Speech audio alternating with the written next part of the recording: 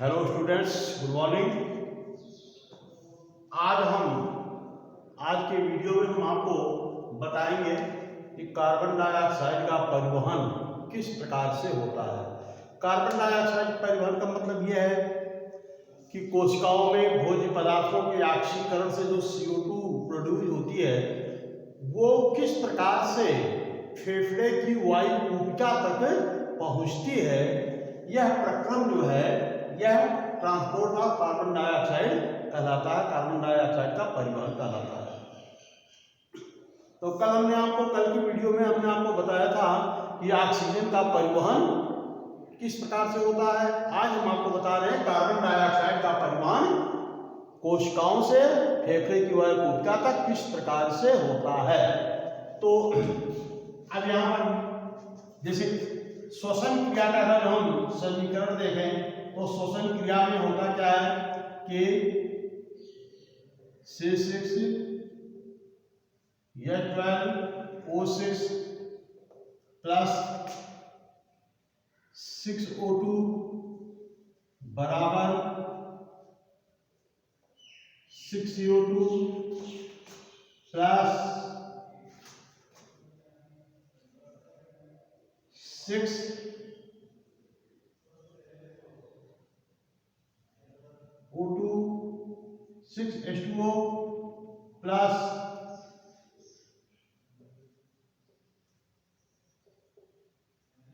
38 ATP ऊर्जा। यानी कहने का मतलब यह है कि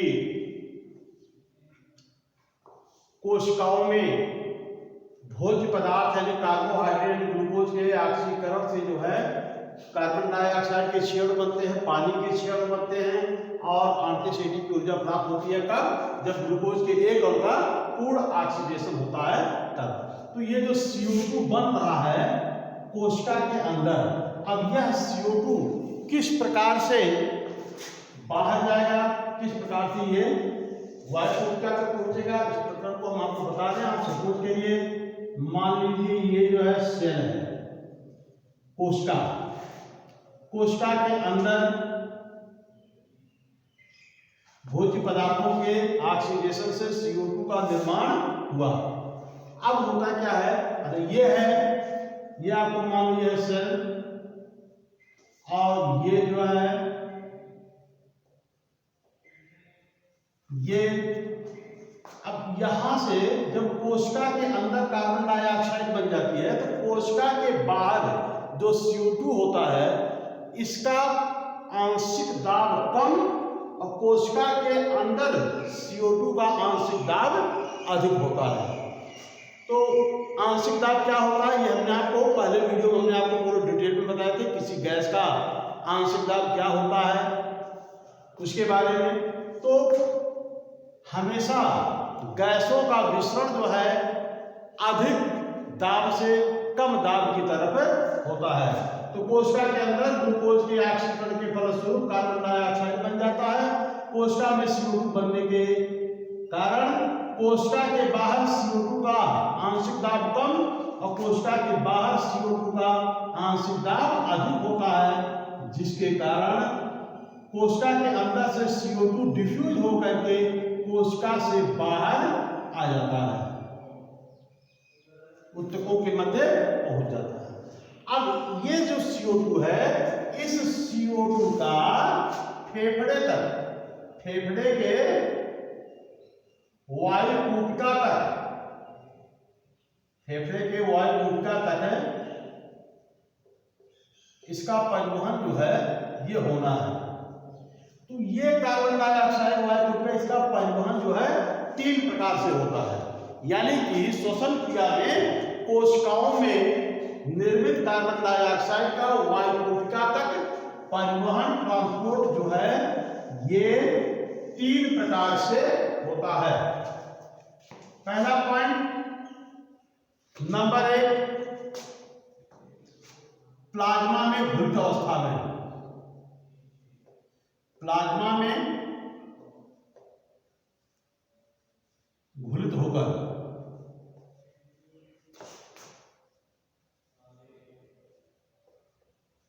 अब देखिए कोशिका में जितनी कार्बन डाइऑक्साइड बनती है उसका लगभग 3% CO2 जो है ये प्लाज्मा में घुलित होकर प्लाज्मा में घुल करके ये वायुकोटिका तक पहुंचता है। दूसरा है कार्बेमिनो हीमोग्लोबिन के रूप में। कार्बेमिनो हीमोग्लोबिन के रूप में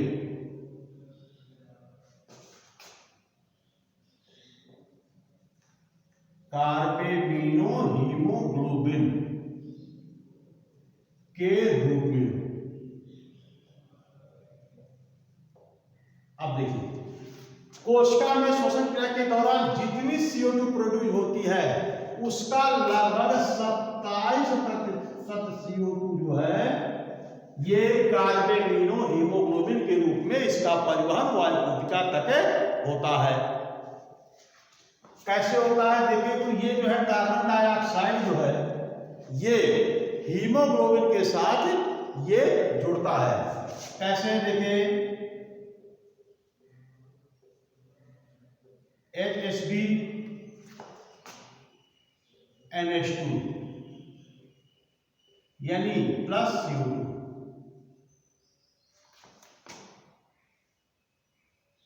उत्क्रमणीय रूप यानी उच्च P CO2 निम्न P CO2। ये क्या बना देगा यहां पर HSB NH COOH। ये है कार्बेमिनो हीमोग्लोबिन। कार्बेमिनो हीमोग्लोबिन देखो, यानी कि कोशिका में श्वसन क्रिया के दौरान जितनी कार्बन डाइऑक्साइड बनती है उसका लगभग 27% कार्बन डाइऑक्साइड जो है वो हीमोग्लोबिन के अमाइनो यानी एमिनो समूह के साथ जुड़ता है।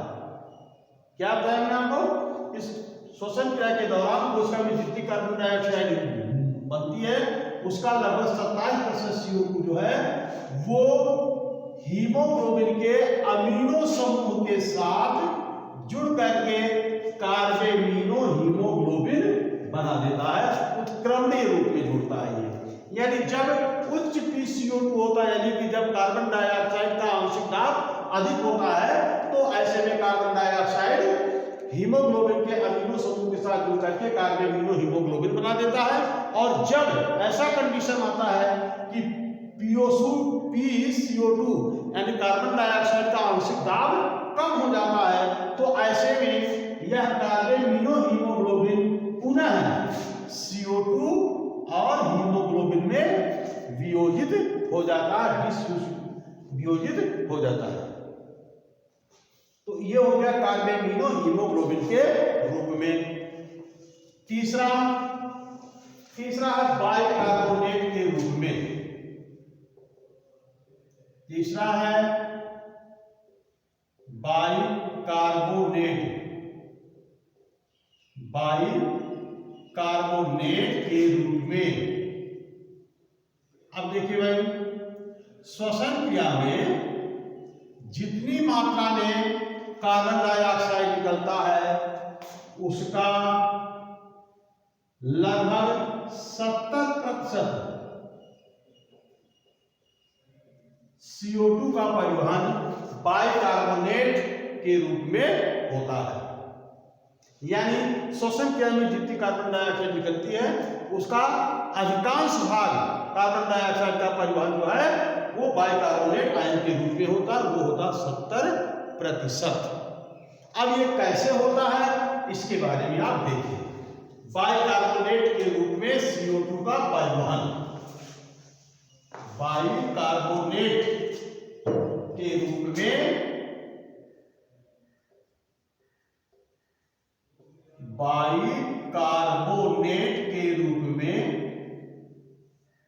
बाइकार्बोनेट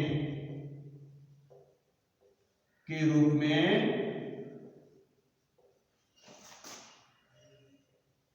CO2 का परिवहन।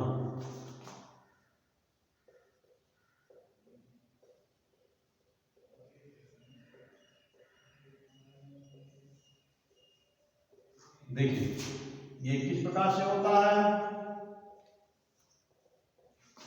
तो श्वसन क्रिया में जो कार्बन डाइऑक्साइड बनती है वो कार्बन डाइऑक्साइड जो है ये प्लाज्मा में आ जाता है, ये आरबीसी के अंदर आता है। CO2 जो है ये मान लो सपोज करो कि ये जो है ये आरबीसी है,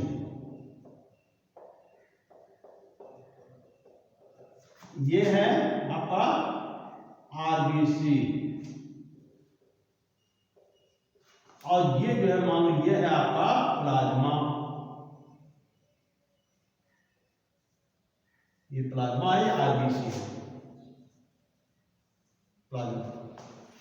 तो कार्बन डाइऑक्साइड जो है श्वसन क्रिया में जो कार्बन डाइऑक्साइड उसका लगभग 70% कार्बन डाइऑक्साइड जो है वो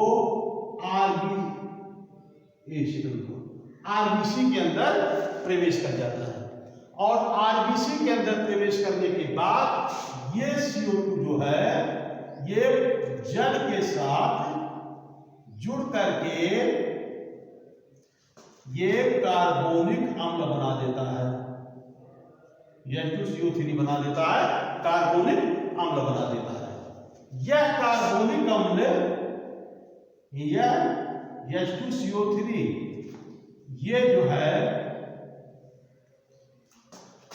कार्बन डाइऑक्साइड यह H2CO3 जो है ये हाइड्रोजन आयन और बाइकार्बोनेट आयन में वियोजित हो जाता है। देखिए आप श्वसन क्रिया में जितनी कार्बन डाइऑक्साइड बनती है उसका लगभग 70% कार्बन डाइऑक्साइड वो आरबीसी में प्रवेश करता है। आरबीसी प्रवेश करने के बाद ये जल के साथ मिलकर के कार्बोनिक अम्ल बना देता है। यह कार्बोनिक अम्ल हाइड्रोजन आयन और बाइकार्बोनेट आयन में टूट जाता है। अब इसके बाद होता क्या है कि यह बाइकार्बोनेट आयन जो है, देखो अब यहां पर HCO3 और प्लस हाइड्रोजन आयन ये बन गया है। अब ये हाइड्रोजन आयन होता क्या है, यह हाइड्रोजन आयन ये जो है हाइड्रोजन आयन ये हीमोग्लोबिन के साथ जुड़ करके हीमोग्लोबिनिक अम्ल बना देता है, हीमोग्लोबिनिक अम्ल बना देता है। ध्यान में रखना, कार्बन डाइऑक्साइड आरबीसी में जल के साथ क्या करके कार्बोनिक अम्ल बनाया, कार्बोनिक अम्ल हाइड्रोजन आयन और बाइकार्बोनेट आयन में वियोजित हो गया। हाइड्रोजन आयन ये हीमोग्लोबिन के साथ जुड़ करके हीमोग्लोबिनिक अम्ल बना देता है, और ये बाइकार्बोनेट आयन होता है ये जो है प्लाज्मा में चला आता है। HCO3 ये जो है प्लाज्मा में आ जाता है, और प्लाज्मा में आने के बाद ये जो है सोडियम आयन के साथ मिलकर के यानी HCO3 यह सोडियम आयन के साथ मिलकर के ये बना देता है सोडियम बाइकार्बोनेट NaHCO3 बना देता है। यानी आरबीसी के अंदर से बाइकार्बोनेट आयन प्लाज्मा में आ जाता है, प्लाज्मा में आकर के सोडियम आयन के साथ मिलकर के सोडियम बाइकार्बोनेट बना देता है। अब देखिए आरबीसी के अंदर से बाइकार्बोनेट आयन जो कि ऋण आयन होता है यह प्लाज्मा में आ जाता है, जिसकी वजह से आरबीसी के अंदर धनात्मकता बढ़ने लगती है।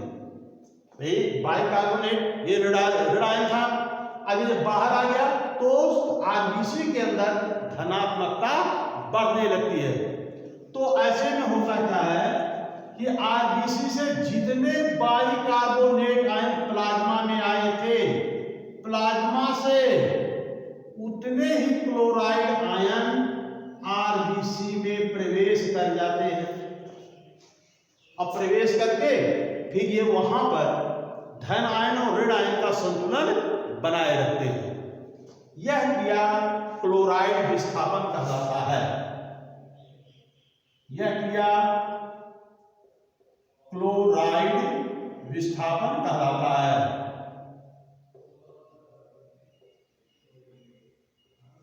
क्लोराइड विस्थापन किसे कहेंगे भाई? वापस देख लीजिए। आरबीसी से जितने बाइकार्बोनेट आयन प्लाज्मा में आते हैं, प्लाज्मा से उतने ही क्लोराइड आयन आरबीसी में जाकर के संतुलन, आयनों का संतुलन बनाए रखते हैं। यह क्रिया क्लोराइड विस्थापन कहलाता है। महत्वपूर्ण पॉइंट है ये। आरबीसी से जितने बाइकार्बोनेट आयन प्लाज्मा में आते हैं, प्लाज्मा से उतने ही क्लोराइड आयन आरबीसी के अंदर जाकर के और वहां पर धन और ऋण आयन का संतुलन बनाए रखते हैं। यह क्रिया क्लोराइड विस्थापन कहलाता है। अब इसके बाद देखिए क्या हुआ। अब कुछ समय बाद जो है ये जो सोडियम आयन के मिलकर के सोडियम बाइकार्बोनेट बनाया था, अब ये से सोडियम बाइकार्बोनेट से ये बाइकार्बोनेट आयन ये अलग हो जाता है। सोडियम बाइकार्बोनेट से bicarbonate ion SO3 plus sodium ion. अच्छा, एक और देखिए, प्लाज्मा से जो क्लोराइड आयन आरबीसी में जाता है, यह आरबीसी में जाकर के पोटेशियम के साथ मिलकर के KCl बना देता है। पोटेशियम क्लोराइड बना देता है, क्लोरेट। तो अब इसके बाद होता क्या है कि सोडियम यानी जो प्लाज्मा में सोडियम बाइकार्बोनेट बन गया था, सोडियम बाइकार्बोनेट ये जो है बाइकार्बोनेट सोडियम आयन में पुनः वियोजित हो जाता है और यह बाइकार्बोनेट पुनः ये आरबीसी में चला जाता है और आरबीसी से क्लोराइड आयन वापस प्लाज्मा में चला जाता है। तो अब यहां पर बाइकार्बोनेट आयन यानी SO3 ये वापस आरबीसी के अंदर आ जाता है और आरबीसी के अंदर आने के बाद जो है ये वापस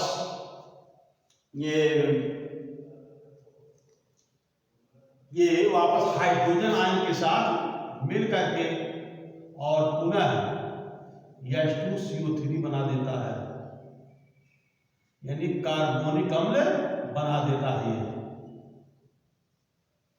यानी बाइकार्बोनेट आयन पुनः आरबीसी में प्रवेश करके हाइड्रोजन आयन के साथ मिल करके ये जो है कार्बोनिक अम्ल बना देते हैं। अब यह कार्बोनिक अम्ल पुनः यानी H2CO3 ये पुनः जो है CO2 प्लस H2O में वियोजित हो जाता है। अब यहां से यह CO2 जो है ये रुधिर के माध्यम से परिवहन होते होते ये पहुंच जाता है फेफड़े में। पहुंच जाता है, फेफड़े की वायुकोशिका में पहुंच जाता है। तो देखिए अब क्या हो रहा है इसके बाद, यानी इसको हम इस प्रकार से भी बना सकते हैं। ये सेल है, कोशिका में कार्बन डाइऑक्साइड बना, ये बाहर आया। अब यह CO2 जो है ये CO2 है, पानी के साथ क्रिया करके ये बना दिया, H2CO3 कार्बोनिक अम्ल, ये कार्बोनिक अम्ल जो है ये hydrogen ion plus bicarbonate ion में वियोजित हो गया। और बाइकार्बोनेट आयन ये जो है ये RBC हो गया, तो RBC माने यानी HCO3 RBC में आया। RBC से जैसे भी हमने बताया था RBC से प्लाज्मा में आ जाता है, प्लाज्मा में आकर के सोडियम से मिलकर के सोडियम बाइकार्बोनेट बनाता है। तो RBC से जितने बाइकार्बोनेट आयन प्लाज्मा में आते हैं उतने ही क्लोराइड आयन RBC में जा करके धन और ऋण आयन का संतुलन बनाए रखते हैं। यह क्रिया क्लोराइड विस्थापन कहलाता है। कुछ समय बाद सोडियम बाइकार्बोनेट से सोडियम आयन अलग, बाइकार्बोनेट अलग हो जाता है और फिर ये बाइकार्बोनेट आयन जो है ये वापस RBC में पहुंच जाती है। RBC में पहुंचने के बाद ये वापस हाइड्रोजन आयन के साथ मिलकर के कार्बोनिक अम्ल बना देता है और यह कार्बोनिक अम्ल जो है पुनः CO2 प्लस H2O में वियोजित हो जाता है। अब यह CO2 और H2O युक्त रुधिर जो है, अब ये जो है रुधिर परिवहन द्वारा पहुंचता है, ये फेफड़े की मानो वायु कोशिका है, वायु कोशिका में पहुंचता है। वायु कोशिका में जो ये रुधिर केशिका है, कल हमने आपको बताया था। अब ये CO2 जो है पहुंच गया वायु कोशिका के रुधिर केशिका में। तो रुधिर केशिका में जब पहुंचता है तो रुधिर केशिका में कार्बन डाइऑक्साइड का आंशिक दाब रुधिर केशिका के बाहर यानी वायु कोशिका के आंशिक दाब से अधिक हो जाता है, जिसके फलस्वरूप वायु कोशिका में यानी वायु कोशिका के रुधिर केशिका से कार्बन डाइऑक्साइड विसरित होकर के ये वायु कोशिका में आ जाता है और इसे हम एक्सपायरेशन के द्वारा पुनः हम इसको बाहर निकाल देते हैं। अब देखिए ये जो बाइकार्बोनेट आयन था, बाइकार्बोनेट हाइड्रोजन आयन के साथ मिलकर के तो इसको इस प्रकार से हम लिखते हैं यानी HCO3 बाइकार्बोनेट आयन ये हाइड्रोजन आयन के साथ मिलकर के पुनः H2CO3 बना देता है। अब यह H2CO3 ये रुधिर द्वारा परिवहित होकर के पहुंच जाता है फेफड़े के वायु कोशिका को रुधिर केशिका में। तो रुधिर केशिका में चूंकि यहां पर जो ऑक्सीजन आया था वो हीमोग्लोबिन के साथ जुड़ जाता है, तो हीमोग्लोबिन के साथ जुड़ने से कार्बोनिक अम्ल से कार्बन डाइऑक्साइड अलग और पानी अलग हो जाता है। तो कार्बन डाइऑक्साइड का दाब अधिक होने के कारण यहां से यह कार्बन डाइऑक्साइड विसरित होकर के रुधिर कोशिका में आ जाता है, जिसे एक्सपायरेशन द्वारा हम इसे तरीके से बाहर निकाल देते हैं। यह क्रिया कहलाता है कार्बन डाइऑक्साइड का बाइकार्बोनेट आयन के रूप में, बाइकार्बोनेट के रूप में परिवहन।